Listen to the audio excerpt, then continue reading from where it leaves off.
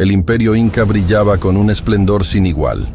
Gobernado desde la majestuosa ciudad de Cusco, abarcaba vastas regiones de lo que hoy conocemos como Perú, Ecuador, Bolivia y partes de Chile y Argentina. Pero en medio de este apogeo, una amenaza invisible comenzaba a gestarse, una que eventualmente desencadenaría la devastación. Bienvenidos a Historia en el Tiempo. En 1524, los rumores sobre la llegada de los españoles comenzaron a circular entre los pueblos andinos. Aunque al principio se trataba solo de relatos distantes, estos presagios pronto se materializarían en algo mucho más tangible y peligroso. La llegada de los españoles no solo trajo armas y caballos, sino también enfermedades que los nativos nunca habían enfrentado. Cuando los exploradores españoles, encabezados por Francisco Pizarro, hicieron su primer contacto con el continente sudamericano, trajeron consigo un enemigo invisible, la viruela. Esta enfermedad, desconocida para los incas, comenzó a propagarse rápidamente, causando estragos en poblaciones enteras. La viruela no solo devastó la salud de las personas, sino que también socavó la estructura social y política del imperio. En 1525, la viruela hizo su entrada triunfal en el imperio inca. Las primeras víctimas comenzaron a caer en las aldeas costeras, y en cuestión de meses, la enfermedad se había extendido hacia el interior del imperio.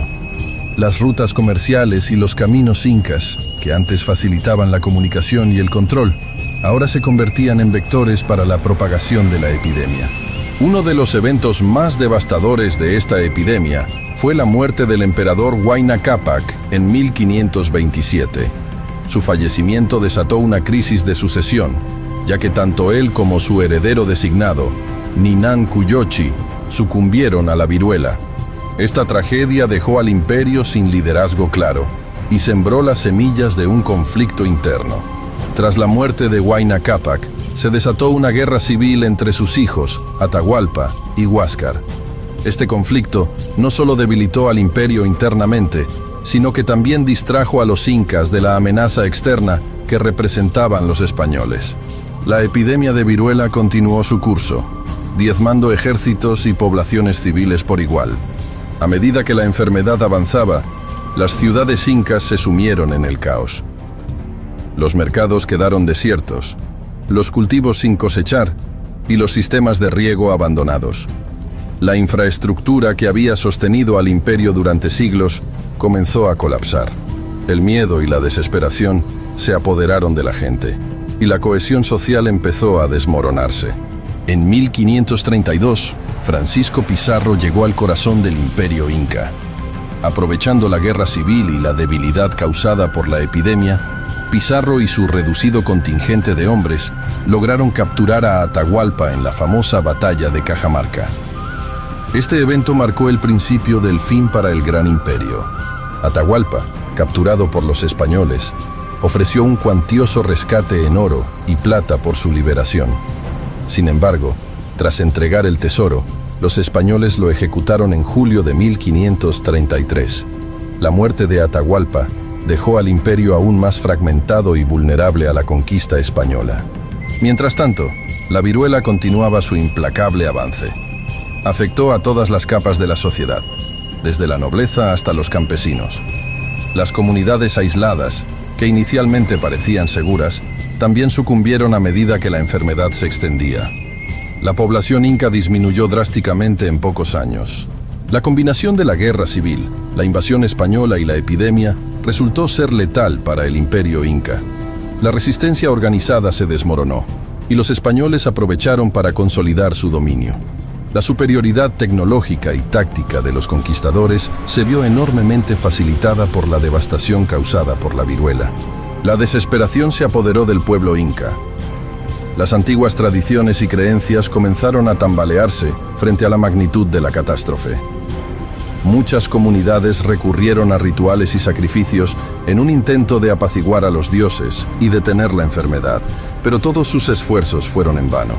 El impacto de la epidemia fue tan devastador que alteró para siempre la estructura social y cultural del imperio. Las aldeas quedaron abandonadas y muchos conocimientos ancestrales se perdieron.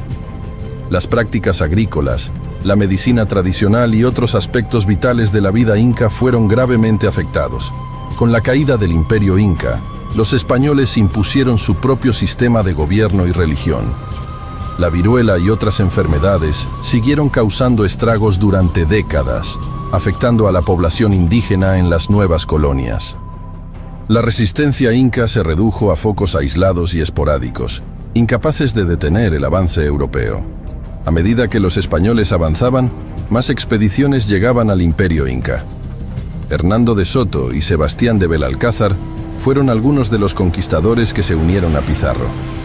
Su llegada incrementó la presión sobre los incas, quienes ya estaban debilitados por la enfermedad y la guerra civil.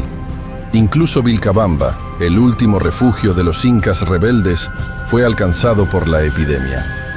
A pesar de la devastación, hubo intentos de resistencia contra los conquistadores. Manco Inca, uno de los líderes incas, encabezó una rebelión en 1536, estableciendo una resistencia en Vilcabamba.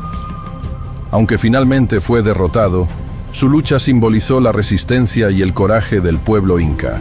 La viruela no fue la única enfermedad que afectó a los incas. La gripe, el sarampión y otras infecciones también se propagaron rápidamente entre la población indígena.